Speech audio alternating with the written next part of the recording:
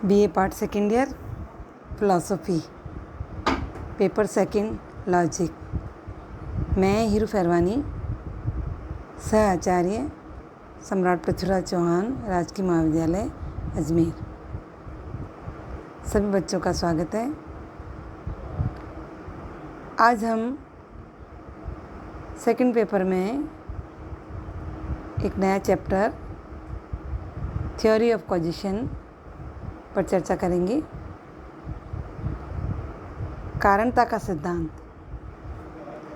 कारणता के सिद्धांत के बारे में BA पार्ट फर्स्ट ईयर में आप भारतीय दर्शन में सत्कार्यवाद और असत्कार्यवाद के नाम से इन दो सिद्धांतों पर आप पढ़ चुके हैं। कारणता से हमारा क्या अभिप्राय है? कारणता किसे कहा जाता है? कारणता क्या है? कारणता जो है कार्य और कारण के बीच के संबंध का नाम है। कार्य कारण संबंध स्थापित करना वैज्ञानिक आगमन का एक विशेष गुण माना गया है। एक दार्शनिक, एक तर्कशास्त्री और एक वैज्ञानिक अपनी अपनी ज़रूरत के अनुसार कारणता को परिभाषित करते हैं। एक दार्शनिक जो है वो कारणता के अंतर्गत ये जानने की कोशिश करता है कि घटनाएं कैसे और क्यों होती हैं। कारणता का सिद्धांत जो है नियतिवाद और संकल्प की स्वतंत्रता से गहरे रूप से जुड़ा हुआ है। नियतिवाद के अनुसार कारणता का सिद्धांत इस जगत की सभी भौतिक और प्राकृतिक घटनाओं को नियंत्रित करता है, ऐसा नियतिवाद मानते हैं। यहाँ तक कि हमारी जो मानसिक क्रियाएं हैं वो भी इसी नियतिवाद से ही नियंत्रित रहती हैं। तर्कशास्त्री ये पता लगाता है कि निष्कर्ष तक पहुँचने में जो आधार वाक्य हैं वो सक्षम और पर्याप्त है या नहीं, ये तर्कशास्त्री का काम है। इस संदर्भ में वो कारणता से जुड़े हुए दो प्रश्नों के उत्तर को ढूंढने का प्रयास करता है। पहला तो ये कि कारण का क्या अर्थ है, और दूसरा कार्य कारण संबंध स्थापित कैसे होता है। तो कारण संबंध जो है वो घटनाक्रम को बताता है और कारण जो हमेशा पूर्ववर्ती होता है, अर्थात कार्य से पहले घटित होता है, और कार्य जो है हमेशा अनुवर्ती होता है, यानी बाद में होता है। कारण के बाद ही कार्य हमेशा आता है, और कारण और कार्य के बीच में जो समय का अंतराल है वो बहुत ही कम होता है, लेकिन होता अवश्य है। क्यों? क्योंकि कारणता सह अस्तित्व से अलग है। उदाहरण के लिए जैसे हम एक एग्जाम्पल लेते हैं कि सभी कौवे काले होते हैं, तो इस तर्क वाक्य में कौवा और काला ये सहवर्ती हैं, लेकिन पहला दूसरे का कारण नहीं है। यानी कौवे जो हैं वो काले होते हैं, तो जो कालापन है, कौवे का जो कालापन है वो एक दूसरे का कारण नहीं है कि कौवा है तो काला है, काला है तो कौवा है, कि ये एक दूसरे का कारण नहीं हो सकते हैं। तो ये सहवर्ती कहलाते हैं। ठीक है। कारण और कार्य का जो संबंध है वो नियत है, निरुपाधिक है। निरुपाधिक का मतलब होता है बिना किसी शर्त के। नियत का मतलब होता है हमेशा जो रहे। तो कारण कार्य का नियत है, निरुपाधिक है और पूर्ववर्ती भी होता है। जैसे दिन के बाद रात और रात के बाद हमेशा दिन होता है, तो दिन रात का पूर्ववर्ती है। उसी तरह रात दिन का पूर्ववर्ती है। तो भी ना तो दिन रात का कारण है और ना ही रात दिन का कारण है, बल्कि वे पृथ्वी के सूर्य की परिक्रमा करने का परिणाम है। ठीक है, तो प्रकृति में घटने वाली क्रियाओं को मूल रूप से हम 2 भागों में बांट सकते हैं। एक तो आवश्यक हेतु और दूसरा पर्याप्त हेतु। यानी जितनी भी घटनाएं इस जगत में घट रही है वो 2 कारणों से ही घटित होती हैं। आवश्यक हेतु यानी जिसके अभाव में कोई घटना घटित हो ही नहीं सकती, वो आवश्यक हेतु यानी आवश्यक कारण कहलाता है।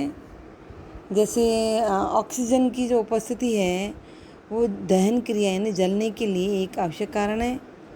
यदि कहीं दहन क्रिया हो रही है, जलने की क्रिया हो रही है, तो वहाँ आवश्यक रूप से ऑक्सीजन की उपस्थिति होगी, क्योंकि ऑक्सीजन की अनुपस्थिति में कोई भी जलने की क्रिया जो है संभव नहीं हो सकती है। यानी ऑक्सीजन जो है दहन क्रिया का आवश्यक हेतु माना गया है। दूसरा जो कारण माना इन्होंने वो है पर्याप्त हेतु, यानी जिसकी उपस्थिति में घटना अवश्य घटेगी। जैसे मादा एनोफिलीज मच्छर है वो मलेरिया का पर्याप्त कारण होता है। इसकी अनुपस्थिति में मलेरिया कभी भी नहीं हो सकता। तो कारण शब्द का प्रयोग जो है पर्याप्त अर्थ में तभी होता है जब हम कुछ अवांछित नहीं हटाना चाहते बल्कि कुछ वांछित उत्पन्न करना चाहते हैं। जैसे मिश्रण करना, गर्म करना, ठंडा करना, ये सारी क्रियाएं जो है पर्याप्त कारण के अर्थ को और मजबूत बनाने के लिए कारण मानी जाती हैं। व्यावहारिक परिस्थितियों में तो कारण का प्रयोग जो है दूरस्थ और निकटस्थ घटनाओं के लिए होता है, यानी पास की घटनाओं के लिए और दूर की घटनाओं के लिए होता है। जैसे बीमा कंपनी में अगर कोई आग लग जाए तो आग का कारण का पता लगाएं तो यह निकटस्थ कारण होगा। इसी तरह से लड़की के विवाह के लिए धन की आवश्यकता जो है वो दूरस्थ कारण हो सकती है, क्योंकि लड़की जब पैदा होती है तो उसके विवाह की चिंता तभी से शुरू हो जाती है। तो धन की आवश्यकता या उसकी व्यवस्था जो है वो दूरस्थ कारण हो सकती है। तो इस प्रकार से प्रकृति में जितनी भी घटनाएं घटती हैं उसके मूल रूप से ये 2 ही कार्य हो सकते हैं, कारण हो सकते हैं, आवश्यक हेतु और पर्याप्त हेतु। अब आता है अगला टॉपिक बहुकारणतावाद, यानी एक से ज़्यादा घटनाएं जब होती हैं तो उसके कितने कारण हो सकते हैं। तो कहते हैं कई घटनाएं ऐसी भी होती हैं जिसके बहुत सारे कारण हो सकते हैं और हम कारण की ऐसी परिभाषा देने में असमर्थ हैं जो इस शब्द के विभिन्न विषयों के अनुकूल हो।